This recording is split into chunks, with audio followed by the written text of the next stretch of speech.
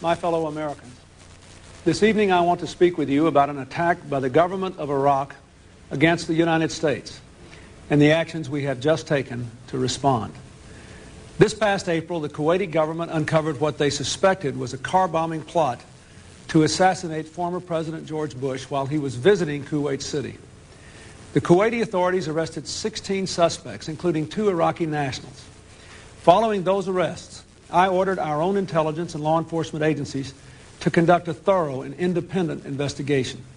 Over the past several weeks, officials from those agencies reviewed a range of intelligence information, traveled to Kuwait and elsewhere, extensively interviewed the suspects, and thoroughly examined the forensic evidence. This Thursday, Attorney General Reno and Director of Central Intelligence Woolsey gave me their findings. Based on their investigation, there is compelling evidence that there was, in fact, a plot to assassinate former President Bush, and that this plot, which included the use of a powerful bomb made in Iraq, was directed and pursued by the Iraqi intelligence service. We should not be surprised by such deeds, coming as they do from a regime like Saddam Hussein's, which is ruled by atrocity, slaughtered its own people, invaded 2 neighbors, attacked others, and engaged in chemical and environmental warfare. Saddam has repeatedly violated the will and conscience of the international community.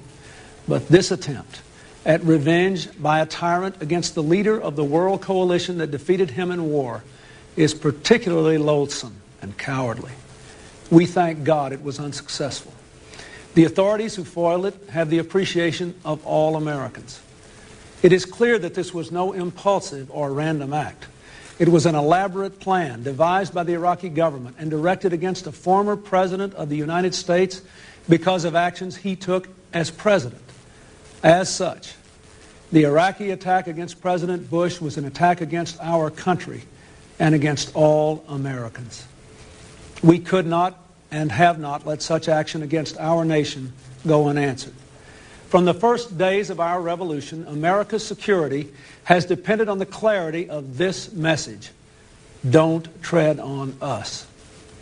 A firm and commensurate response was essential to protect our sovereignty, to send a message to those who engage in state-sponsored terrorism, to deter further violence against our people, and to affirm the expectation of civilized behavior among nations.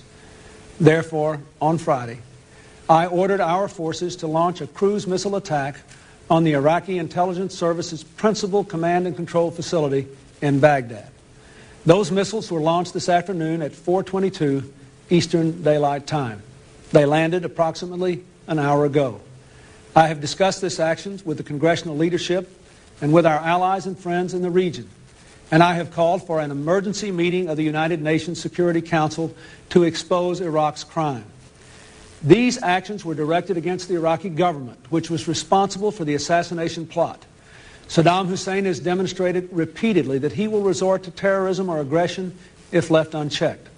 Our intent was to target Iraq's capacity to support violence against the United States and other nations, and to deter Saddam Hussein from supporting such outlaw behavior in the future.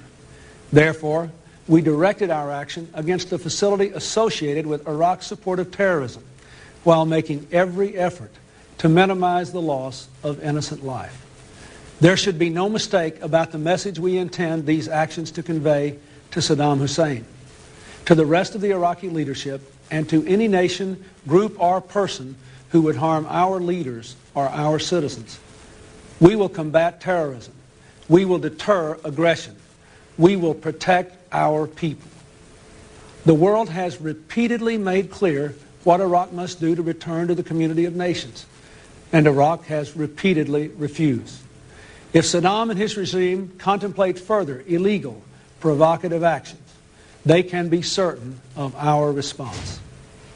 Let me say to the men and women in our armed forces and our intelligence and law enforcement agencies who carried out the investigation and our military response, you have my gratitude and the gratitude of all Americans. You have performed a difficult mission with courage and professionalism.